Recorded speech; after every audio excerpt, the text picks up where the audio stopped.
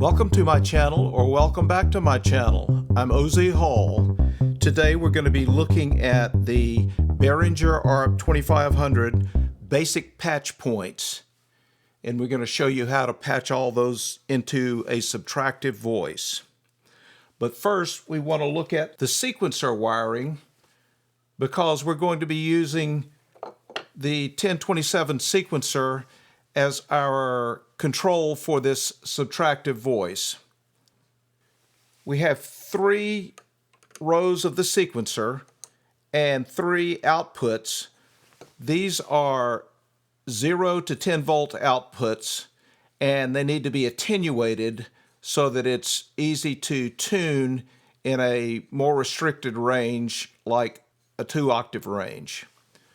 We're routing these outputs into this attenuator module, and it's just a passive attenuator.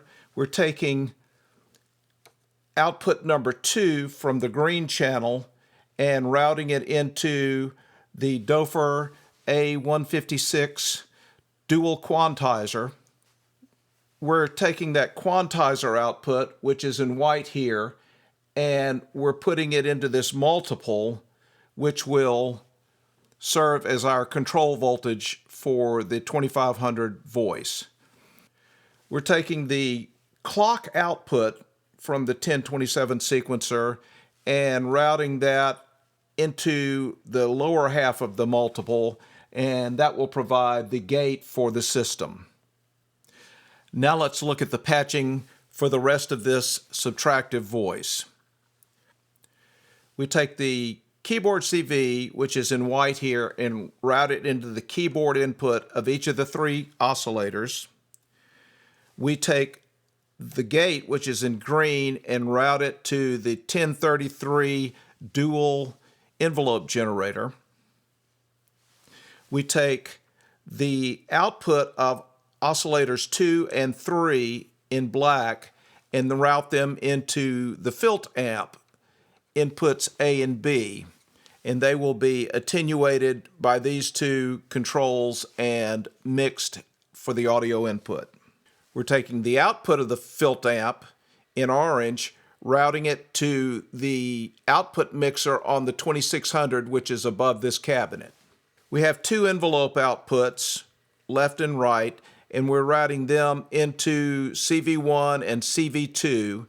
And for the filter, we can take CV1 and CV2 and mix them together to control the filter cutoff.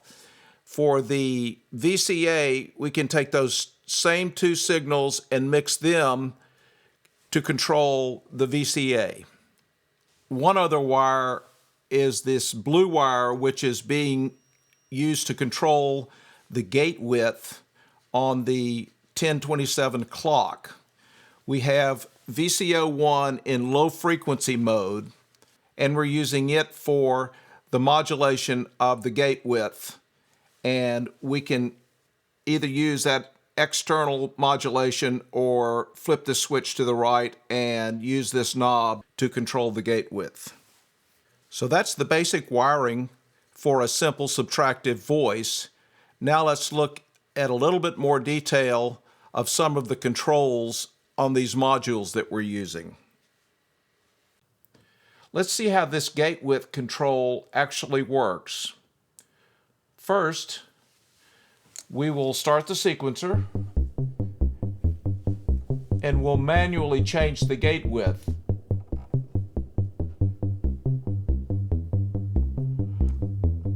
We'll look at that gate width a little bit more coming up. Next, I'd like to bring to your attention some specific controls. We'll look at the 1004 oscillators first.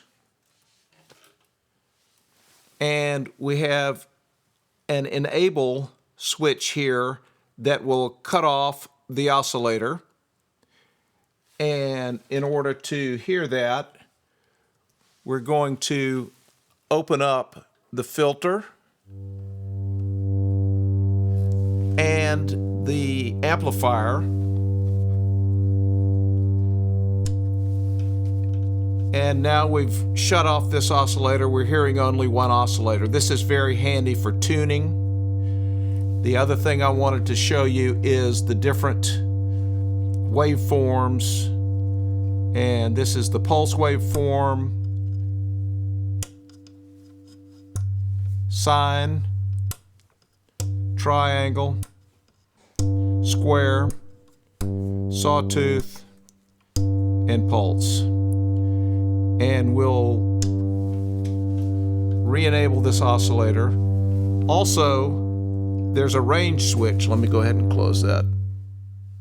These two oscillators are in the high range, which is audio, and this oscillator is in the low range, which is LFO.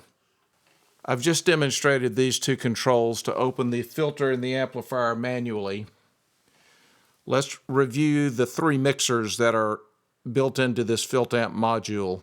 You have two audio inputs, two attenuators, so you have a two-input mixer for the audio into the filter.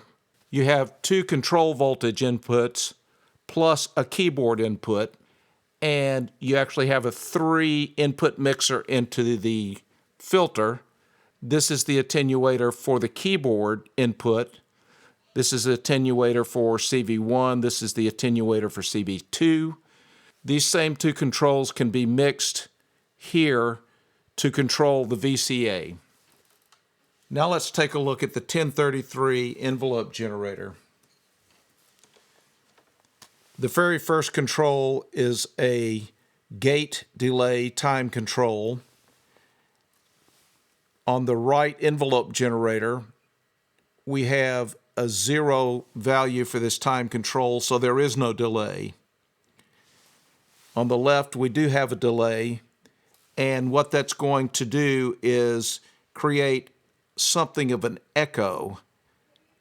And let's listen to that. We'll start the sequence. As we increase the gate time, you can hear the second delay, which is going to both the filter and the amplifier.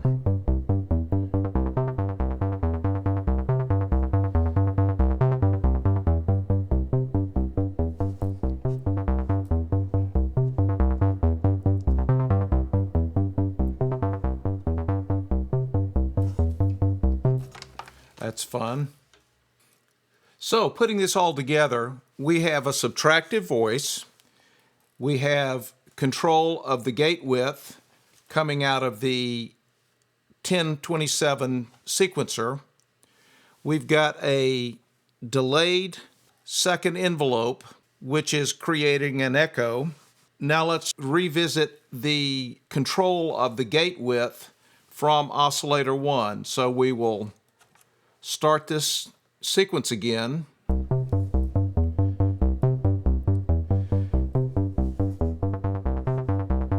We hear the delay, and now I'm going to switch it to external, which will allow this VCO to control this gate width.